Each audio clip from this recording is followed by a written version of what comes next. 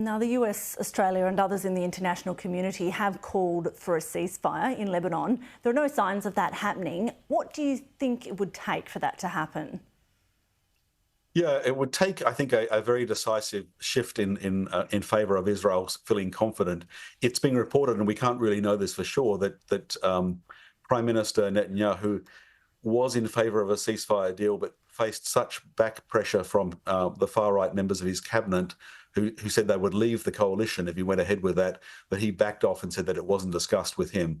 Now, perhaps we'll never know the truth of that, but it's pretty clear that the position from Netanyahu and the cabinet is that they're in a winning position. They seem to have achieved their aims of at least momentarily incapacitating the senior leadership of Hezbollah and at least for the period of, the moment, paralysing their ability to respond.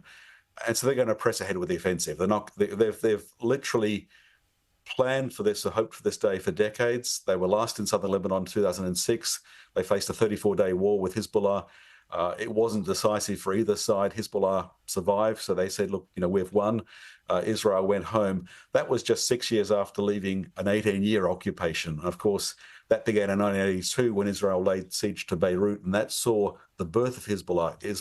Israel at that stage was fighting the PLO, but that siege of Beirut saw the Shia, 1/4 of the Lebanese population, come together and with the Iranian backing form Hezbollah. So it's pretty clear from that history there's not going to be any easy, decisive victory, but if there can be a significant advance made, then perhaps we'll see a ceasefire through military achievement. What Israel wants is to push Hezbollah back 30 kilometres from the Israeli border, back to the Litani River, and to stop rocket fire. And, the hope was that would be achieved through diplomatic means. It's looking at this stage they're going to go ahead and try and achieve it through military means. We'll be watching closely. Thank you so much for your time. That's Professor Greg Barton from Deakin University. Thank you.